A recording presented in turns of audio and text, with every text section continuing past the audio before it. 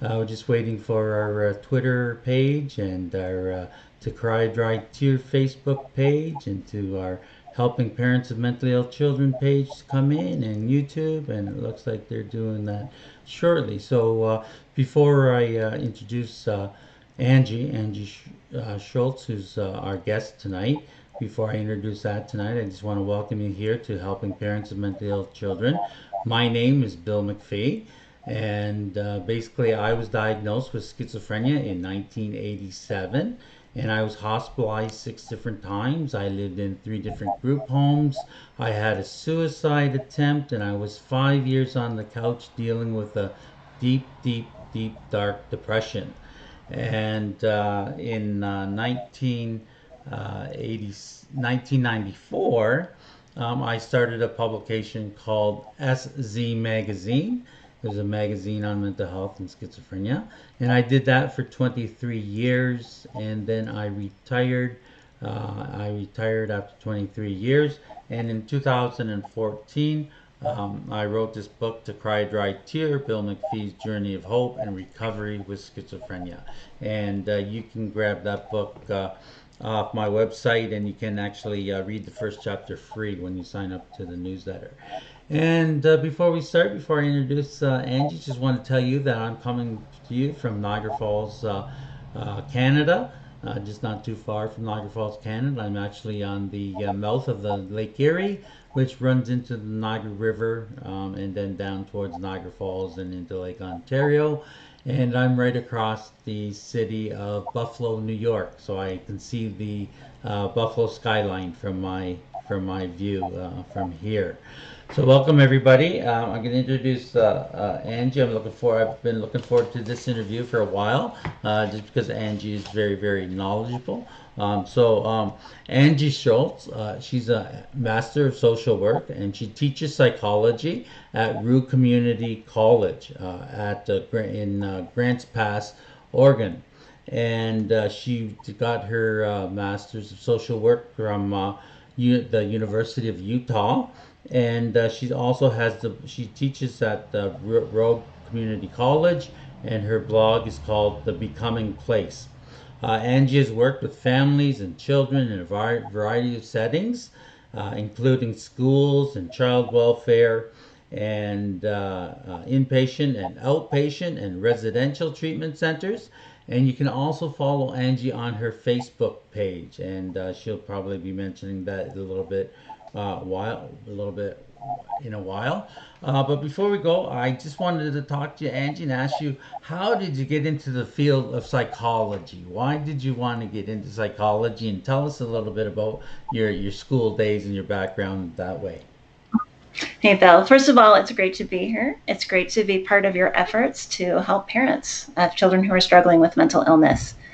And where did that start for me? It's a funny place. My undergraduate degree is in English. I like to write. That's probably partly why I'm a blogger now these days. But I thought I would be an English teacher. And I thought I just wanted to be in a classroom and interact with people. Mm-hmm. And I think that you interact with people, both the energy in the classroom and on paper, because we think on paper. Yeah. And it's a powerful way to connect. And that was kind of my dream. And as I got through the school process, I really started to ask myself, what's the most important part to me? Mm-hmm. Is it the English part? Is it the helping people part? And I chose the latter. So for my master's degree, I switched over and went into social work. Great. I just want to bring up, you mentioned a point there that you want to help people in that. And I was involved in a conversation. I overheard a conversation. I was at the Port Colborne Library, and they were having a talk on suicide. And there happened to be a bunch of teachers there. And one of the questions, and at the time, before COVID and all this, teachers were talking about classroom size, and the government was trying to have more students in the classroom than fewer. And at this suicide talk that I was at, there were some teachers that commented, and they said that it's not because of the teaching ability. Like, we can teach, they said, we can teach tons of students. We have the technology, and we can teach tons of students the curriculum and the subjects. But what we can't do is we can't get to know the students with a lot in the class. And one of the major points that the teacher said is that we get to know them on a one-to-one basis and on an emotional basis. And a lot of times they can see and ask, how are you doing? Really, like, really, how are you doing? So you can actually monitor and help people when they may have some emotional trouble in that. And I know that my son last year in grade 11, they actually had one of his classmates who committed suicide. And, so it's not about sometimes the education about the numbers. It's about getting to know the student and the emotional and befriending them to see warning signs in your students. You just can't underestimate the importance of relationship and the power of relationship. Hmm. Absolutely. Hmm. So tell me who are some of the people that you work in some of your cases and tell us a little bit about your work. Well, these days I'm teaching. Actually, I just wound up my 11th year Mm, of teaching psychology, and I teach human relations. And I love the school where I teach. It's an interesting community, though. We've got very high poverty rates. We've got high levels of addiction. We've got many students who are coming in, the first person in their family to ever go to college, mm, many times the first person in their family to graduate from high school. mm, We've got lots of multi-generational abuse, lots of multi-generational addiction going on. mm, And so it's exactly what you're talking about. When I'm in a classroom, I'm teaching the content, but mm. more than that, I'm teaching the people. Yeah. I'm here. I want to know you. I want you to know that I care about you. Let me do what I can to connect with you, to inspire you, to Mm, help you have a vision of possibilities, mm, maybe that you hadn't considered before. Whether that's finding resources, I've walked students personally to the door, sat down, introduced them to a counselor who they would be meeting with more individually, because I don't do counseling for my own students. mm. I've done that more than once. I've come in on the weekend and sat down with students and talked through, how are we going to do this and who can we connect you to?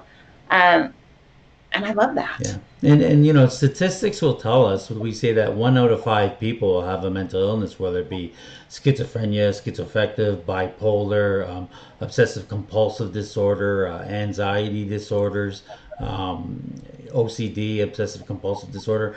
And where else do you see it when you're in a setting with young people? And 1 out of 5, you're bound to meet people and just say something's quite off here. Something's just not right here, is it?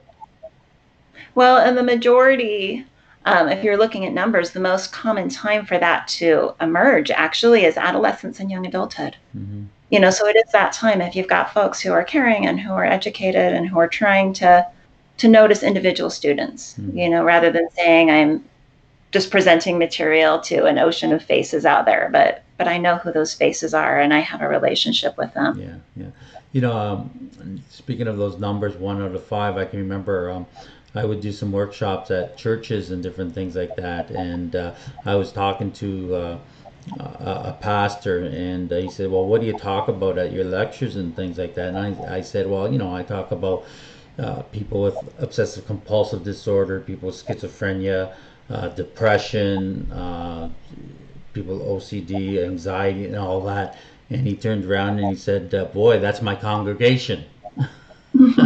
That's everybody. Well, and I'm going to challenge your numbers on 1 out of 5, because if you're looking at lifetime prevalence, Uh-huh. the majority of people will qualify that they could be diagnosed with a mental disorder at some point in their life, Right, not in a given year, but at some point. right. Lifetime prevalence, it's the majority of people. Yeah, yeah, yeah. So how is you, so as a master social work and a psychologist, tell us how you act in practical ways, how you help your clients. Like how are you, I know that you're teaching now, but obviously there's a need, so I'm sure you run into people all the time that you're directing to a person here or there and so Mhm. talk a little bit about the supports and some of the resources in your community.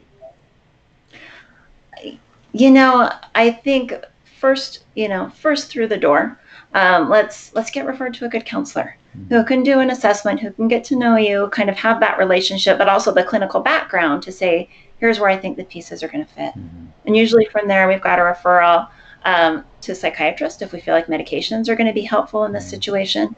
And many communities, it depends on the community, so it's hard to generalize, but I think most of them these days have additional wraparound supports that are available, especially for young people. Mm-hmm. Oftentimes there's someone who can help specifically with, say, skills development. Now, if I was doing counseling, I can teach skills for coping, say coping with emotions. What if this anger or guilt or sadness that I'm feeling is so overwhelming that I can't cope with it, and I end up hurting myself, hurting other people, breaking things because it's overwhelming. Maybe I start to dissociate and I can't even stay in my head because it's so overwhelming. Right. Well, so there's two aspects to working with that. One of those is, let me give you some coping skills to deal with what's overwhelming in the moment. Mm-hmm. Because I'm not going to try and talk to you about underlying issues, anything else, when you're that upset. It's just going to make things worse. Right. So we've got to deal with that part. And in many cases, so those skills development kinds of folks mm-hmm. may have their own whole programs and extra coaches that will come in. Oftentimes there's peer mentors that will come in addition to that therapy that's going on. Mm-hmm. But it depends on the community. So you really have to get out there and see and talk to the schools and talk to the mental health system. I know in our community, I've really been impressed because it's grown in recent years. There's just much more in terms of wraparound services mm-hmm. than there was even a few years ago. Mm-hmm. So a lot of times people don't realize right. that there's supports for parents in our community. If you're a parent who's saying, I'm overwhelmed, great, we'll get you a support person, not even a counselor. I mean, you can have your own special counselor, but we'll get you a support person who specifically is trained to help parents who have kids with mental illness. Right. That's cool, that we've got those supports specifically for that situation. Yeah, and I see, like talking about that, I mean, like you said, there's that first coping, that crisis, and then coping skills and all that. But talk a little bit, you mentioned about the diagnosis and that, and I know it's very important, but tell us, in your opinion, how important it is to get a proper diagnosis for that, because we hear about people that may have been diagnosed with schizophrenia and then years later they get a bipolar diagnosis, and then later on. I used to always say, like, some people have a theory in it to say, well, it doesn't really matter what you call it or what you have, as long as you get the coping skills and you try to treat it. But in my understanding, my point of view that I always try to do is that if I can't put a name to it, or if I don't know who my enemy is, if I can't put a name to my enemy, how am I going to learn the education around it to fight my enemy if I don't even know who my enemy is, or if my enemy doesn't have a name? So talk about like how important it is to get an accurate diagnosis and to have a good outcome with people. I think it's incredibly empowering when you can put a name to something and say, I've struggled with this forever and I didn't know why. And I thought it was something about me, and it is something about me, but there's a name, and other people experience this too. I'm not alone in the world. And there are people who have made a lot of progress with this. Mm-hmm. So, wow, I can look at what they did. I don't have to reinvent the wheel. That's really empowering. Mm-hmm. But on the other hand, it's incredibly discouraging. If you're trying medication, you're trying treatments, none of it really seems to resonate. And you start to think, there's not any hope for me. Mm-hmm. Maybe this works for other people, but I'm different. It doesn't work for me. Mm-hmm. And when you get in that discouraged space, oftentimes it isn't an issue of diagnosis. There are different medications that we use for bipolar disorder versus schizophrenia. Either one of those could cause hallucinations, mm-hmm. could cause delusions. So it's possible to mistake them. Right. But if we're giving the wrong medication, it's not going to help. You may be dealing with side effects, not getting the benefits. And that's where you get people saying, I'm going to give up. This isn't going to help me. And you're walking away instead of walking forward in a way that's helpful. So I think it matters tremendously. Mm-hmm. And sometimes it takes more than one try. Yeah, oh, absolutely. And it would be great if that weren't the case, that that you could walk in the door that first day and have it all figured out. But yeah, I tell you the truth. And if you've had that experience where you walk in the door and you don't get it all figured out the first day, right. I think you can just pat yourself on the back and say, you know what? It's hard. Yeah. And if it were that easy for everyone else when I've been struggling with it, I'd wonder why. Yeah. Sometimes it just takes a little bit to understand, and that's okay, and it's worth it. Yeah. And if you need a second opinion, if you feel like someone just isn't hearing you, mm-hmm. get that second opinion. Because that might be exactly what you need to get some traction to Right. move forward. And unfortunately, Angie, the I think what with mental illness, the what's unfortunate is that a lot of times we have to do the trial and error with medication to try to find something that will work for us, and that takes time. You might be on a one medication and trying it for 6 months, and then that you're trying to get something better, and then you might be on that for 4 months, and there go almost a year's over, and I think that's the frustrating part is that when people are trying to find the right medication to get back to stability, to get back into reality, so they can pick up the pieces of their life. But it just takes a long time, and sometimes you can feel hopeless about that.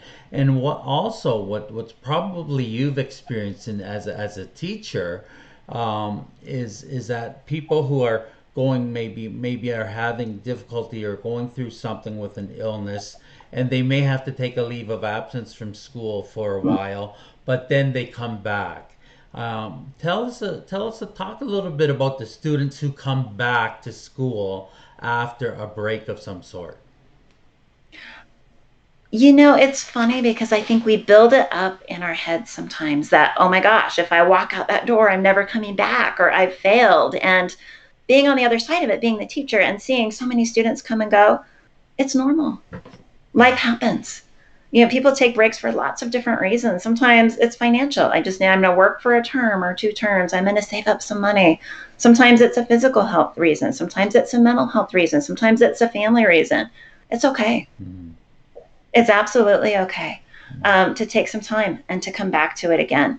Mm-hmm. And I think one of the very best things is to just let go of some of that weight and that guilt that says, if I don't do it all right now, if I don't do it all perfectly 5 minutes ago, I've failed. No, you haven't. Mm-hmm. You got plenty of time. Mm-hmm. You can do this. And people come and go when they need to, and they come back stronger, and they come back with life experiences that make them see and appreciate and understand differently. And I think they're better for it. Mm-hmm. So, Angie, as you know, this my Facebook group is called "Helping Parents of Mentally Ill Children," and you touched a little bit about when you're seeing people about coping at that immediate time, coping mechanisms, and getting the people to cope. Talk a little bit about coping methods or coping strategies for people with mental illness when you're dealing with them, and also for the parents. Bring the parents into the picture a little bit, and sometimes the parents are the last to know. They may have Johnny down in the basement who they think had maybe an experiment with drugs, or just at a phase, or just going through something and it's just not right. Talk about parents and mental illness. This is really close to my heart. I think this is so important because for anybody who's listening to this already is in that category of the really good parent. These are the parents who care, who say, I'm spending my Sunday evening researching this because I'm concerned about my kid and I'm going to do the right thing. So anybody who's even listening to this already, you pat yourself on the back and say, you're doing a good job. You're doing a good job. But I want to talk a little bit about some of the research here because not everybody's aware of this. We have a lot of research that says social support is really important for recovery, for doing better. But it's not just social support. That's a huge term. What does that mean? I say social support, maybe it means one thing to you. It means something else to somebody else. So when we start really looking at it, saying, what does that mean? It turns out different kinds of social support are more or less effective. And here's something we found out in the research that shocked a lot of people. We found out, and there's research now at this point going back decades, saying that many times people who have serious mental illnesses in developing countries have better outcomes than people in more developed countries. And you stop and say, wait a minute, why would that be? Because we've got more immediate access to technology, to pharmaceuticals, to the newest non-pharmaceutical interventions than many places in Africa. Why does Africa have better outcomes than the United States or Canada? Yeah. Why is that? Yeah, and you're gonna answer that for us, but I want to take a stab at that, and you tell me if I'm right. So, okay, you got it. From my understanding, is that a lot of times a lot of developing country is an agricultural country where they're dealing with crops and the farming in the community, And it doesn't really matter if you're part of that community and you're hearing voices or you're having delusions or your illusions. You can still be part of the family and working on the harvest and working on that agricultural area that your family farms and everything like that. And so they're very much accepted and part of the positivity of the family and the family chores and everything like that. Where here in North America, we have a different set of skills or a different kind of economy. Even though farming is big, people seem to be their indoor job or an office job or a computer job, something that is not tied to agriculture or the community. So I'm going to say that. So you tell me, am I off or I you think you're absolutely on the right track. okay? Yeah, that's part of So it. let's hear from And the the study. underlying issue, what you're getting at, is that acceptance. And I think that the economy is part of it. Um, the sort of the religious and cultural beliefs are part of it. They found that, and when you really go and look at anthropologically what's going on in many of these countries, they have a belief that, well, if someone is having hallucinations, it's a spirit that's talking to them. They can't help it. There's not a sense of shame. There's not a sense of that, well, there's something wrong with them and we have to fix this. That's the way it is. They just accept it. And so what happens is when people feel accepted, it takes a layer of anxiety, it takes a layer of pressure away. And they actually are better able to integrate in with everyone else. They have fewer symptoms. They're more successful. Mhm. And so what we sometimes don't realize, we're trying so hard. You think, okay, my child is struggling with some kind of a mental illness. I'm worried about that. What is that going to look like? Well, I'm going to monitor them for all kinds of signs and symptoms. I'm going to consult with lots of different experts. I'm going to network. I'm going to find people in the community, maybe people online that I can talk to. Let's see, I need to monitor all the side effects that might be happening. Let's change their diet. Maybe we need to take some supplements. I know, acupuncture. How about meditation? What else can we do that's kind of alternative? Let's make a behavior modification plan and let's get on Google for hours at a time. I mean, that's what it looks like a lot of times. It can become this full-time job. And it's not that any of those things individually or combined wouldn't help. But when your loved one feels like they have become your full-time job, that you don't have room to relax and enjoy life and just accept them as they are, it adds this layer of pressure that seems to impact recovery negatively. It's too much. Mhm. And when you can start to convey, you know what, I care about you as you are. And yeah, that doesn't mean we're going to stop talking to doctors. It doesn't mean we won't try meditation or, whatever else we're going to do. But I accept you as you are. You're part of this family. You're part of this community. Yeah. Even if you're seeing things that I'm not seeing or hearing things that I'm not hearing today, you're part of us and you belong here. And And that feeling makes a big difference. yeah, Angie, that's my turning point came when a person tried to help me with different things. And really, just to make a brief story short, is that Martha got me to come to go to school, drive to school with her. And so I would take a photography course, and I didn't enjoy it. I had the emotional bluntness, the negative symptoms, those deficit symptoms. I did the darkroom stuff. Went to the classes. I bought a camera, all that stuff. And then the next thing I know, she's on the phone. She says, "Bill, how would you like to be a treasurer for our 740 Beavers, Cubs, and Scouts?" And I thought, oh my God, here's another night I got to go out, right? I got to wash my hair and brush my teeth and Right. shave. But I went to that meeting, and it was my turning point because I met Martha's husband, I met her children, and I met people I met Peter, who eventually I started playing racquetball and squash with. And I started helping out with Cub cards and campouts and Apple Day and those things like that. And exactly what you said is what it did is it gave me a whole new social network of people who accepted me for who I was and not what I had. And that truly was my turning point. It's so powerful. And we don't realize as parents that we're doing that. I don't think parents wake up in the morning and say, I'm going to make my kid feel like they're inadequate as they are. Of course not. It's just that you want the best for them. And so I think you really have to, and you don't want to ignore mental illness, absolutely not.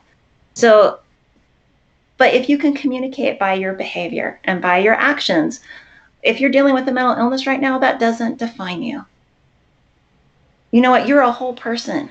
you've got all kinds of different qualities that make you valuable. And this is one aspect. This is one challenge. I've got my challenges too. It doesn't define who you are. That's powerful. And when you say that the mental illness you're dealing with doesn't define me either. Even though I'm your parent and I love you, you don't have that burden of making me okay. Because I'm going to choose to have hobbies, even if sometimes it feels like I can't do that right now because I'm worried about you. I'm going to choose to have hobbies. I'm going to choose to be happy, to create that in my own life so that you can see that. Because it is a terrible burden on a child when they feel like, oh my God, my parent isn't going to be okay unless I can make this go away, and I don't know how to make it go away. And that's immobilizing. And I think Angie too is what you're getting at, which is so true, is what I call the oxygen mask scenario, where when you're on a jet plane and they tell you that if you're going to be going down, that the oxygen mask will drop, and put it on yourself before you put it on anybody else. Before you put it on that child next to you, you have to make sure the oxygen mask is on you, and that you're stable so you can help somebody else. And I think that's so important for parents to realize, is that if you want your son healthy or daughter healthy, you have to make sure that you're healthy first. Can you relate to that?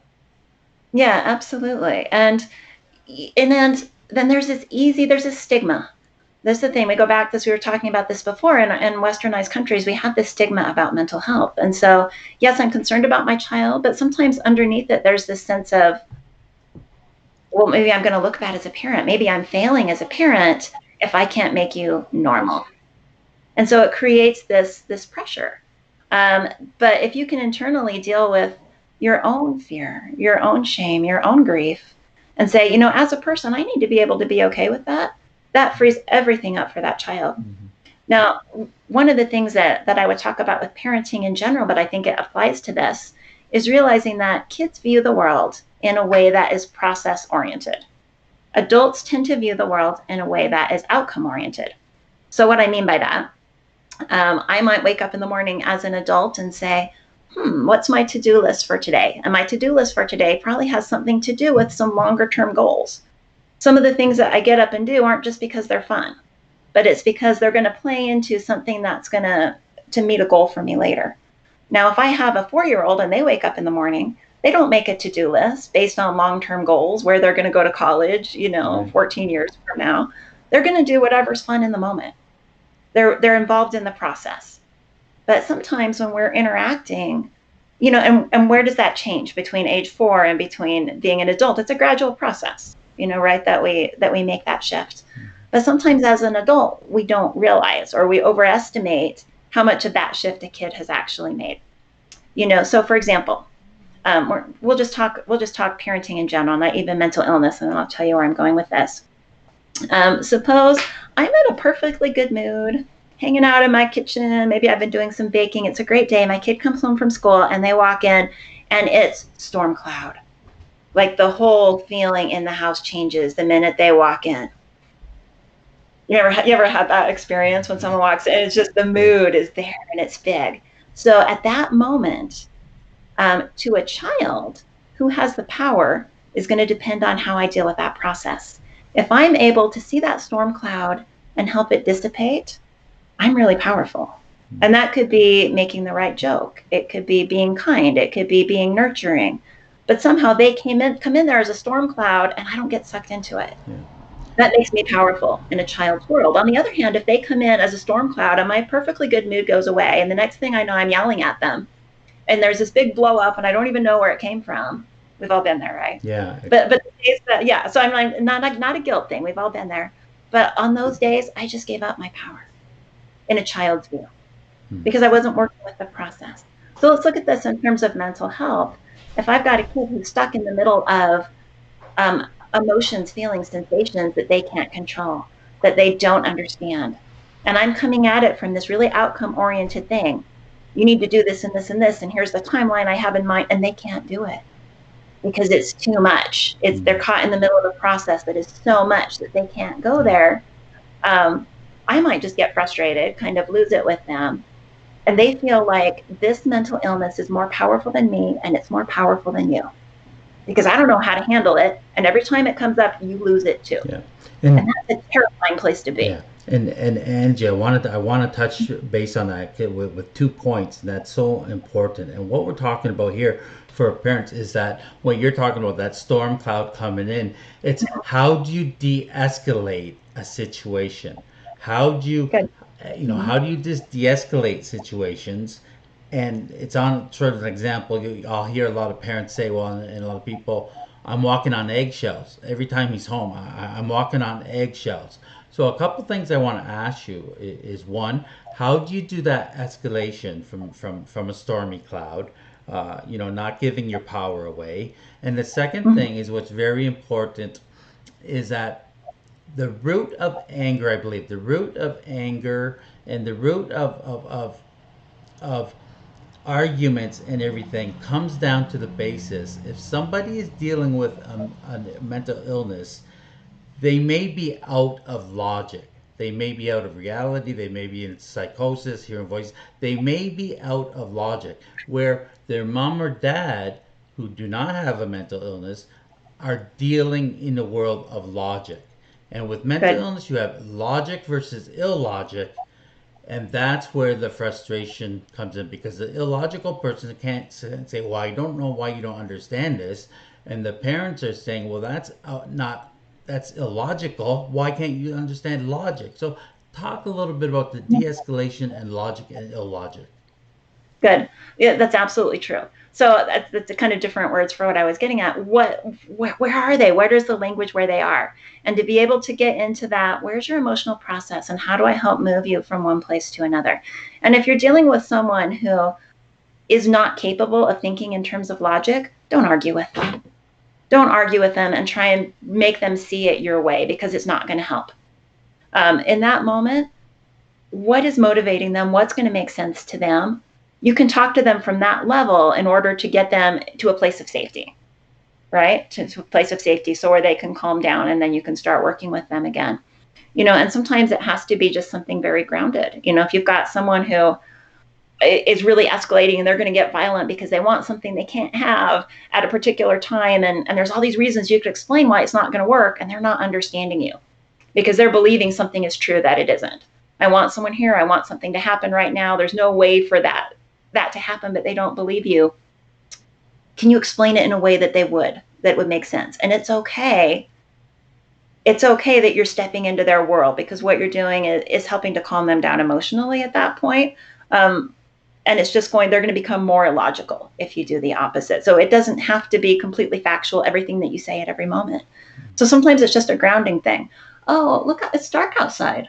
Well, based on that, here's what we need to do. Let's talk about it in the morning.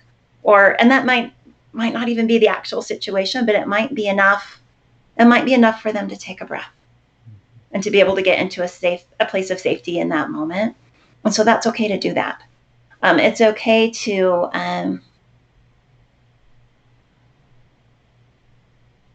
work within their world, to join them within their world. One of the things we talk a lot about with parenting in general, not just with mental illness, is empathy. And how do you understand where someone's coming from? And it does take it another step if you're dealing with someone who's not logical anymore. Enough empathy that I see where you're coming from. I see what's going to be important to you and what is going to make sense. And let me work within your world to make sure that you're safe, to make sure that you're okay in this moment. Angie, I'd like to bring in another topic, and I think this would be very important, and would love to hear your thoughts on this. Many times you have a family situation where they may have a son or daughter who's going through a mental illness, and the parents, the mother and the father, are there supporting each other, but they may have a different point of view or a different suggestion on how to handle what's going on in the house, and they could almost be against each other, deadlock. Share some ways how parents can become unified and have common ground and not combative with each other when they're the caregivers of a mentally ill child. Really, you can't underestimate how important that is. Again, because if you've got someone who's struggling, who feels like reality is shifting a little bit, these emotions are too big, I can't deal with it, and the foundations of the people around them feel like they're crumbling, it just feels like it's too much to deal with. And the recovery really slows down. And so I think a lot of it is being willing to prioritize that. And sometimes when you're a parent and you're in that situation, you feel like, I don't have time to work out this conflict with you. I need to go put my energy on this child who's struggling, and you're just going to have to get on board, or we'll have to deal with this later.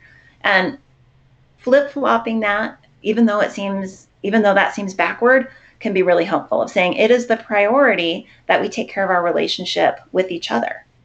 And it's interesting, marriage therapy and how do we work on relationships is a whole different topic that we could spend a whole lot of time on. But in a nutshell, if you were to look at John Gottman's work, he's one of the top marriage therapists, writers, and researchers. What he says, if you want to get along, if you want to survive in a precarious situation, and he would look at people that were in tough situations, was certainly having a child who's struggling with a mental illness qualifies. It's hard on a marriage. What actually matters more is how you are together when you're not fighting. Matters more than what you do when you are. So you know what that means? You need date nights. You need time together. You need to build that friendship and that connection that you have, that positivity that you have. And then when you come back and have a conversation that you disagree about how I'm going to handle a particular issue, it doesn't have the same weight. It doesn't have the same energy to it, because you are so bonded and so connected with each other that your relationship can handle that and you're able to weather that disagreement. But if the only thing you're talking about is getting together to argue about something that you're both worried and scared and uptight about, your chances of resolving that are not really so great. Right. That's why you end up with a high rate of divorce. But if you're saying, you know what, I'm going to care about you. We're going to take time together to enjoy each other. And what were the things that we did before we were worried about our child? Right. We're going to build that relationship in positive ways. You're going to find that a lot of those disagreements just sort of melt away. And oftentimes what we're fighting about isn't what we're fighting about. Right, right. And before we close, Angie, what I want to ask you a little bit is I want to ask you a little bit about voices. A lot of times people with mental illness, people with schizophrenia, maybe bipolar even, and different illnesses, will hear voices. And a lot of times people have told me that their voices are kind of evil or dark, or they tell them bad things, and they insult the person and all that. Does the root of bad voices, is that a psychological thing, or is it more of a neuroscience thing? Do people hear bad voices because of something, how they feel about themselves in their psychology, or is it physiology? I think there's probably some of both that goes on. I haven't seen research, I haven't seen a controlled study that was able to tell me absolutely which people are going to hear negative voices, which people are going to hear positive voices. If there is that study, I haven't seen it. Certainly we know that there are organic reasons, there's biological reasons that this ever even happens. Where does that particularly come from? Why is the voice saying one thing to me and something else to this person over here? I think it's got to have some combination of experience, what you've heard before, your own maybe fears that come up that way. But as far as really pinpointing why are they saying one thing and not another, I don't think anyone's done that. Okay. No. So Angie, before we close, I just want to give you a chance. Take a couple minutes and just speak out whatever you like to feel. Give your best advice for people dealing with children with mental illness or people themselves. So give us our closing remarks, and then I'm going to close this out. Okay, my remark, if you are a parent with a child of mental illness, cut yourself some slack. You're doing a good job. It's hard sometimes, but you're doing enough. And it's maybe the most important thing that you can do for yourself, and what you might not realize for your child at the same time, is take that breath. Say, it's all right. You know what? I love them as they are. And it doesn't mean I'm going to stop trying to help them to be the happiest, healthiest version of themselves possible, but I can love them as they are. And I can have joy today in my life as it is, even though everything isn't perfect and it feels messy sometimes. I can live with joy right now, and I can have moments right now of joy with my child, and I can help them to have that. And there's going to be challenges, but they don't define them. They don't define our relationship. They don't define who my child is. Um, and make that joy and that relationship and that meaning the absolute forefront of your life together. Um, and the rest of it falls into place. Great. Thank you, Angie. Appreciate that. Now, just for your knowledge, is that I always close out the session with a just a quick word of prayer, if you don't mind. I pray for you, and I pray for the parents out there who are dealing with mental illness. So, if you're out there and you're gonna roll your eyes about praying, this would be a good time that you step away. You can stop the video here, but I'm just gonna take a few seconds to pray for Angie and also pray for the parents who are dealing with people with mental illness. So, Lord, we just thank you for your goodness. We thank you for your love, and we thank you that you've given Angie's lots of wisdom and helped her with her education. And we pray that for her work, that you just bless her and help her to be really productive and make a difference in people's lives. And we pray, Lord, for those parents out there who are dealing with a son or daughter with a mental illness who may be frustrated or seeking answers, seeking help, and are not getting anywhere, and who are frightened and are scared. We just pray, Lord, that you'd be with them in a practical way and help them in practical ways, help them find proper doctors, proper medical teams, help them uh, with their relationships with their son and daughter, and with each other, the parents. And we just pray this in Jesus' name. So thank you very much, Angie, for being a guest on here, and I really appreciate it. And why don't you do your blog? Tell people where they can find your blog. And Absolutely. The Becoming Place. You can find me on Facebook, The Becoming Place, or the blog is www.becomingyourbestself.net. That's The Becoming Place. very good. Thank you very much, Angie. Thank you, folks, for tuning in. We'll see you next Sunday at 9 o'clock. Have a great evening. Bye bye. Thanks, Bill. Good night.